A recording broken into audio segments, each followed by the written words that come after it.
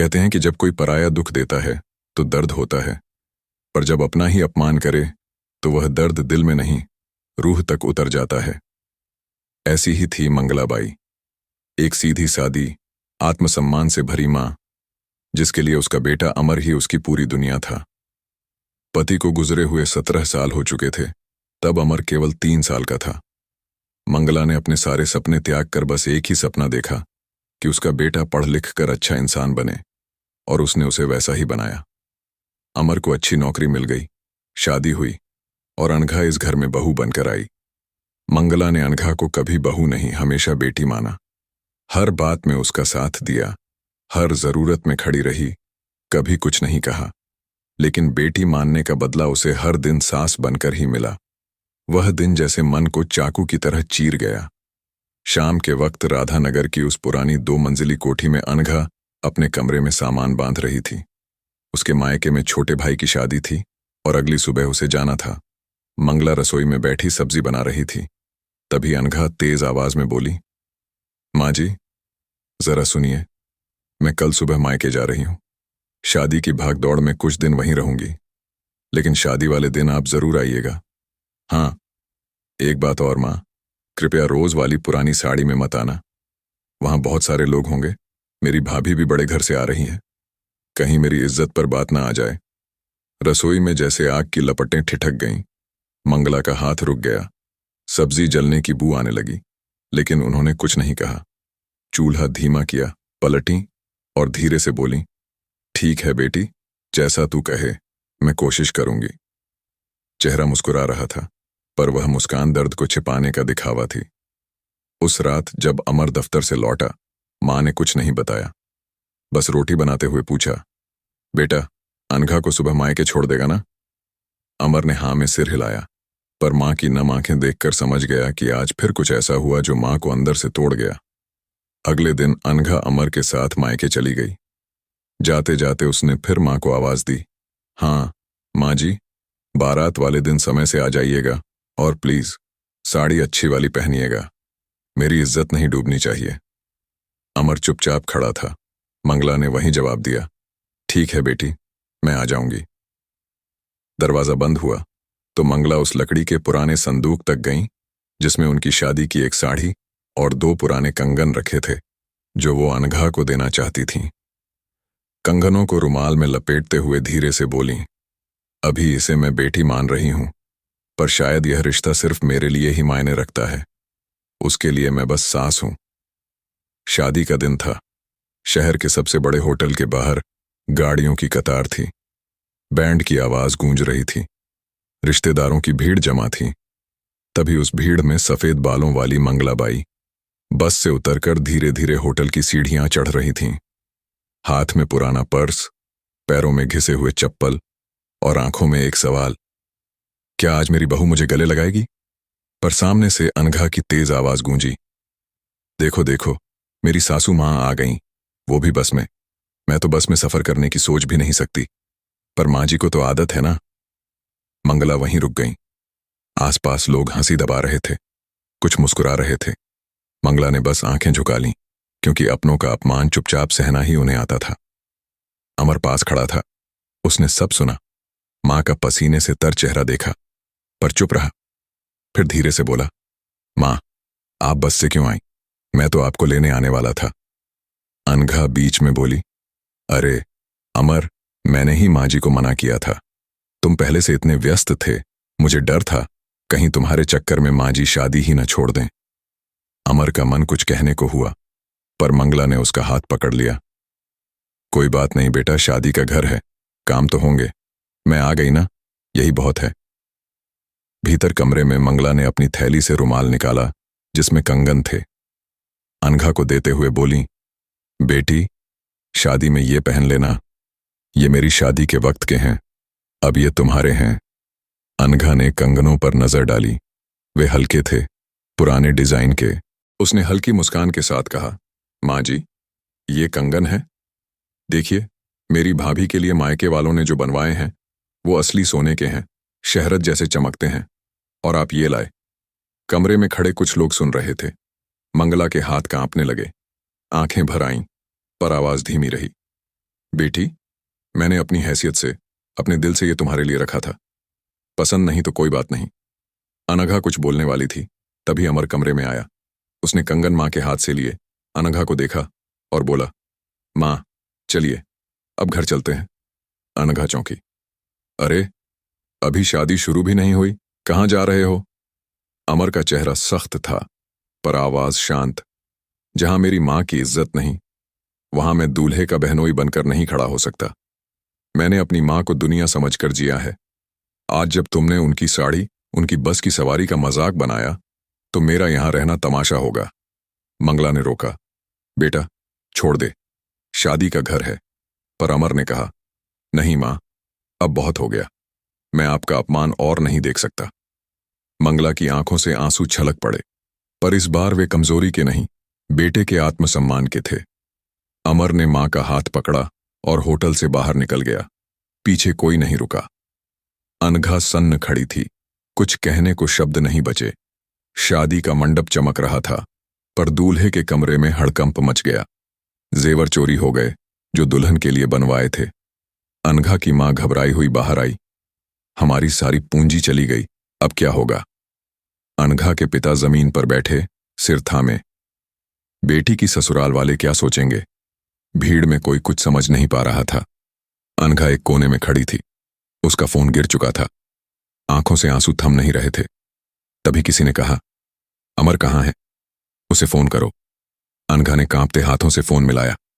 अमर की आवाज आई, हाँ बोलो। अनघा रोते हुए बोली, अमर, जेवर चोरी हो गए। पापा के पास दोबारा बनवाने के पैसे नहीं हैं। बारात का वक्त हो रहा है, प्लीज कुछ करो। अमर ने ठंडी आवाज में कहा, तुम्हें क्या करूं अनघा? तुम्हारे माँ पापा की इज्जत जा रही है, ये मुझे अब क्यों बता रही हो? जब तुमने मेरी माँ की साड़ी का मजाक उड़ाया, उनकी बस की सवारी पर तंज कसा, तब तुम्हें इज्जत का ख्याल था? अनघा बिलख रही थी। मैं जानती हूं, मैंने गलत किया। पापा की हालत देखकर मेरा दिल टूट गया। मैं अपने जेवर दे सकती हूं भाभी के लिए, खुद नकली पहन लूंगी। अमर की आंखें नम थीं। तुम अपने माँ पापा की इज्जत के लिए नकली जेवर पहन सकती हो, पर मेरी माँ के सोने के कंगन तुम्हें 2 कौड़ी के लगे। आज तुम्हें इज्जत समझ आई। अनघा फूट फूट कर रो पड़ी। तभी मंगला ने फोन लिया। बेटा, मेरी बहू रो रही है। अनघा सिसकते हुए बोली, माँ जी, मैं बहुत बुरी हूं। आपने मुझे बेटी माना और मैंने आपको नीचा दिखाया। मैं खुद को कभी माफ नहीं कर पाऊंगी। मंगला की आंखें भर आईं। बेटी, रो मत, तू अब भी मेरी बेटी है। अमर और मैं आ रहे हैं। तेरे पापा की इज्जत हमारी भी इज्जत है। अमर अलमारी खोल रहा था, जिसमें मंगला के पुराने गहने थे। उसने जेवर मां को दिए। मां, क्या आप अपनी इज्जत मेरी पत्नी के मायके को देंगी? मंगला मुस्कुराई। मां वही होती है जो गहनों से नहीं, संस्कारों से घर बचाती है। होटल के पीछे से एक पुरानी कार रुकी। मंगला और अमर उतरे। मंगला के हाथ में लाल मखमली डिब्बा था, जिसमें उनके सारे जेवर थे जो उन्होंने अनघा के लिए रखे थे।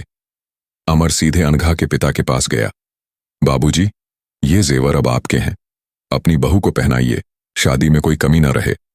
अनघा के पिता ने कांपते हाथों से अमर को गले लगाया। बेटा, तू हमारा अपना निकला। अनघा कमरे में अकेली थी, हाथ में वही कंगन, आंखों में ग्लानि। मंगला आई, उनके पास बैठी, कंगन उनकी कलाई में पहनाते हुए बोली, बेटी, ये अब सिर्फ गहने नहीं, रिश्ता है। अनघा घुटनों पर गिर पड़ी। माँ जी, मुझे माफ कर दीजिए, अब से आप मेरी माँ हैं। मंगला ने उसे गले लगाया। पगली, मैं तो इसी दिन का इंतजार कर रही थी।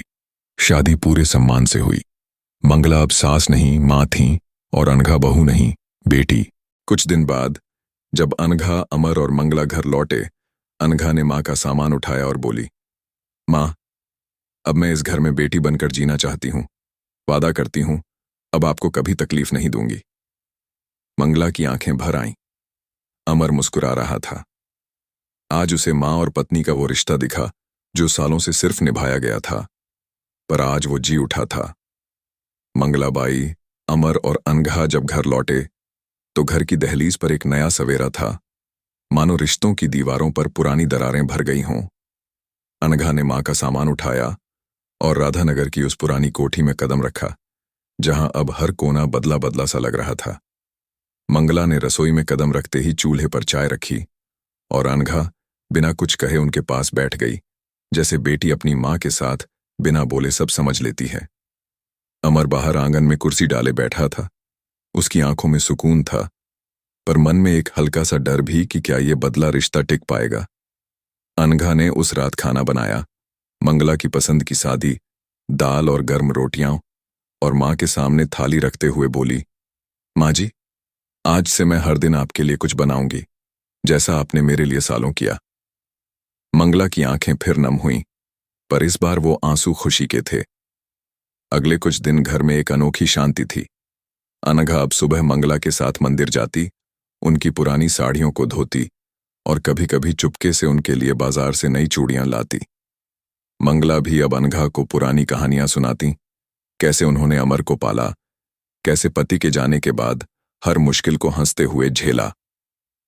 एक दिन अनघा ने मंगला से पूछा, माँ जी, आपने मेरे इतने तंज सुने, फिर भी मुझे बेटी क्यों माना? मंगला ने हंसते हुए कहा, बेटी, माँ का दिल गलतियों को गिनता नहीं, वो बस रिश्तों को जोड़ता है। उसी हफ्ते अनघा के मायके से फोन आया। उसकी भाभी ने बताया कि शादी के बाद कुछ रिश्तेदारों ने जेवरों की तारीफ की थी, और जब उन्हें पता चला कि वो मंगला के दिए हुए थे तो सब हैरान रह गए। अनघा की मां ने फोन पर मंगला से माफी मांगी। भाभी जी, हमने आपका दिल दुखाया, फिर भी आपने हमारी इज्जत रखी। मंगला ने नरम लहजे में कहा, रिश्तों में माफी मांगने की जरूरत नहीं, बस उन्हें निभाने की जरूरत होती है। अनघा ने ये बात सुनी और उसका मन और पक्का हो गया कि अब वो इस घर को सिर्फ घर नहीं, मंदिर बनाएगी। एक शाम जब अमर दफ्तर से लौटा तो उसने देखा कि अनघा और मंगला मिलकर आंगन में पुराने लकड़ी के संदूक को साफ कर रही थीं। उसमें से मंगला की शादी की एक पुरानी तस्वीर निकली, जिसमें वो और उनके पति हंस रहे थे। अनघा ने तस्वीर को प्यार से सहलाया और बोली, माँ जी, ये तस्वीर हम हॉल में लगाएंगे ताकि हर कोई देखे कि हमारा परिवार कितना खूबसूरत है। मंगला ने कुछ नहीं कहा, बस अनघा का माथा चूमा। उस रात अमर ने अनघा से कहा, तुमने माँ को वो सम्मान दिया जो मैं सालों से चाहता था। अनघा ने जवाब दिया, अमर, मैंने सिर्फ वही किया जो एक बेटी को करना चाहिए। समय बीतता गया और राधानगर की उस कोठी में अब हर त्योहार साथ मनता। दिवाली पर अनघा ने मंगला के साथ मिलकर घर सजाया और मंगला ने अनघा को अपनी माँ से मिली एक पुरानी साड़ी दी, जिसे अनघा ने गर्व से पहना। मोहल्ले वाले अब इस घर को देखकर कहते, यहां सास बहू नहीं, माँ बेटी रहती हैं। एक दिन अनघा के मायके से फिर खबर आई कि उसकी भाभी माँ बनने वाली थी। अनघा ने मंगला से कहा, माँ जी, इस बार आप मेरे साथ चलेंगी? मैं चाहती हूं कि मेरे भाई का बच्चा अपनी दादी के आशीर्वाद से इस दुनिया में आए। मंगला की आंखें चमक उठीं। वो तैयार हुईं और इस बार अनघा ने खुद अपनी गाड़ी में मंगला को बिठाया। रास्ते में मंगला ने कहा, बेटी, तूने मुझे वो इज्जत दी जो मैंने कभी मांगी नहीं। अनघा ने मंगला का हाथ पकड़ा और बोली, माँ जी, ये इज्जत मैंने आपसे ही सीखी है। मायके पहुंचते ही अनघा के पिता ने मंगला के पैर छुए और कहा, आपके बिना हमारा घर अधूरा था। शादी के बाद पहली बार अनघा का परिवार और मंगला का परिवार एक हो गया। बच्चे के जन्म पर मंगला ने अपनी पुरानी चूड़ियां अनघा की भाभी को दी और बोली, ये मेरी माँ की थीं, अब तुम्हारी अमानत है। अनघा की भाभी ने गले लगाकर कहा, माँ जी, आपने हमें सिर्फ गहने नहीं, रिश्तों की कीमत सिखाई। उस दिन अनघा ने देखा कि इज्जत न तो जुबान से मिलती है, न गहनों से, बल्कि बर्ताव से, जो दिल से दिल तक जाता है। राधानगर की उस कोठी में अब हर दिन एक नई कहानी लिखी जाने लगी, जहां रिश्ते निभाए नहीं जिए जाते थे। दोस्तों, इज्जत का असली मतलब क्या है? क्या आपने कभी अपने अपनों की कीमत देर से समझी? अपनी राय जरूर बताएं। मंगलाबाई, अमर और अनघा जब राधानगर की उस पुरानी कोठी में लौटे तो घर की हवा में एक नई ताजगी थी, जैसे रिश्तों की पुरानी गांठें खुलकर प्यार की डोर में बंध गई हों। अनघा ने मां का सामान उठाया और दहलीज पर कदम रखते ही ठिठक गई। उसने मंगला की ओर देखा और बोली, माँ जी, आज से ये घर मेरा नहीं, हमारा है। मंगला ने चाय का प्याला थामा और अनघा के पास बैठकर चुपके से मुस्कुराई, जबकि अमर आंगन में बैठा ये सब देख रहा था। उसका मन सुकून से भरा था, पर एक सवाल अभी भी था, क्या ये बदला रिश्ता हमेशा ऐसा ही रहेगा? अनघा ने उस रात मंगला की पसंद की सादी खिचड़ी बनाई और थाली सजाकर मां के सामने रखी। मां जी, आपने मेरे लिए सालों खाना बनाया, अब मेरी बारी है। मंगला की आंखें नम थीं, पर इस बार वो खुशी के आंसू थे। अगले दिन अनघा सुबह मंगला के साथ मंदिर गई, उनकी पुरानी साड़ियां धोईं और चुपके से बाजार से मंगला के लिए एक नई शॉल लाई। मंगला ने अनघा को अपने बचपन की कहानियां सुनाई, कैसे उन्होंने अमर को अकेले पाला, कैसे हर तूफान में हंसकर डटकर मुकाबला किया। एक शाम अनघा ने पूछा, मां जी, मेरे इतने तीखे शब्दों के बाद भी आपने मुझे बेटी क्यों माना? मंगला ने जवाब दिया, बेटी, मां का दिल गलतियों को नहीं गिनता, वो बस प्यार को जोड़ता है। कुछ दिन बाद अनघा के मायके से खबर आई कि उसकी भाभी ने एक बेटी को जन्म दिया। अनघा की मां ने फोन पर मंगला से कहा, आपके दिए जेवरों ने हमारी इज्जत बचाई, हम आपके शुक्रगुजार हैं। मंगला ने नरम स्वर में कहा, रिश्ते इज्जत से नहीं, दिल से बनते हैं। अनघा ने यह सुना और उसका इरादा और मजबूत हुआ कि वो इस घर को प्यार का आलम बनाएगी। एक दिन अनघा और मंगला मिलकर पुराने संदूक को साफ कर रही थीं, तभी उसमें से मंगला की शादी की एक तस्वीर निकली। अनघा ने उसे सहलाया और बोली, मां जी, ये तस्वीर हम दीवार पर लगाएंगे ताकि हर कोई हमारे परिवार की ममता देखे। मंगला ने अनघा का माथा चूमा। उस रात अमर ने अनघा से कहा, तुमने मां को वो सम्मान दिया जो मैं हमेशा चाहता था। अनघा बोली, अमर, मैंने सिर्फ वही किया जो एक बेटी करती है। समय बीता और कोठी में हर त्योहार अब साथ मनता। दिवाली पर अनघा और मंगला ने मिलकर घर सजाया। मंगला ने अनघा को अपनी मां की दी हुई एक पुरानी साड़ी दी, जिसे अनघा ने गर्व से पहना। मोहल्ले वाले कहने लगे, यहां सास बहू नहीं, मां बेटी का रिश्ता बसता है। एक दिन अनघा के मायके से खबर आई कि उसकी भाभी फिर मां बनने वाली थी। अनघा ने मंगला से कहा, मां जी, इस बार आप मेरे साथ चलेंगी। मैं चाहती हूं कि मेरे भाई का बच्चा आपकी गोद में आए। मंगला तैयार हुई और अनघा ने उन्हें अपनी गाड़ी में बिठाया। रास्ते में मंगला बोली, बेटी, तूने मुझे वो इज्जत दी जो मैंने कभी नहीं मांगी। अनघा ने उनका हाथ पकड़ा, मां जी, ये इज्जत आपने मुझे सिखाई। मायके पहुंचते ही अनघा के पिता ने मंगला को गले लगाया। आपके बिना हमारा घर अधूरा था। बच्चे के जन्म पर मंगला ने अपनी पुरानी चूड़ियां अनघा की भाभी को दी। ये मेरी मां की थीं, अब तुम्हारी हैं। भाभी ने कहा, मां जी, आपने हमें रिश्तों की कीमत सिखाई। उस दिन अनघा ने महसूस किया कि इज्जत न जुबान से मिलती है, न गहनों से, बल्कि बर्ताव से, जो दिल से निकलकर दिल को छूता है। समय के साथ अनघा और मंगला का रिश्ता और गहरा हुआ। एक दिन अनघा ने मंगला से कहा, मां जी, मैं चाहती हूं कि हम इस मोहल्ले की औरतों को इकट्ठा करें और उन्हें सिखाएं कि रिश्ते कैसे जोड़े जाते हैं। मंगला ने हामी भरी और दोनों ने मिलकर एक छोटा सा समूह शुरू किया, जहां सास बहू, मां बेटी और बहनों को बुलाकर रिश्तों की अहमियत समझाई। मोहल्ले की औरतें अब उनके घर आने लगीं, उनकी कहानियां सुनने, उनके अनुभव सीखने। एक दिन एक पड़ोसन ने कहा, मंगला जी, आपने अनघा को बेटी बनाकर हमें सिखाया कि इज्जत देना ही सबसे बड़ा सबक है। मंगला ने जवाब दिया, इज्जत वो दर्पण है जो तुम दूसरों को दिखाते हो और वही तुम्हें लौट कर मिलता है।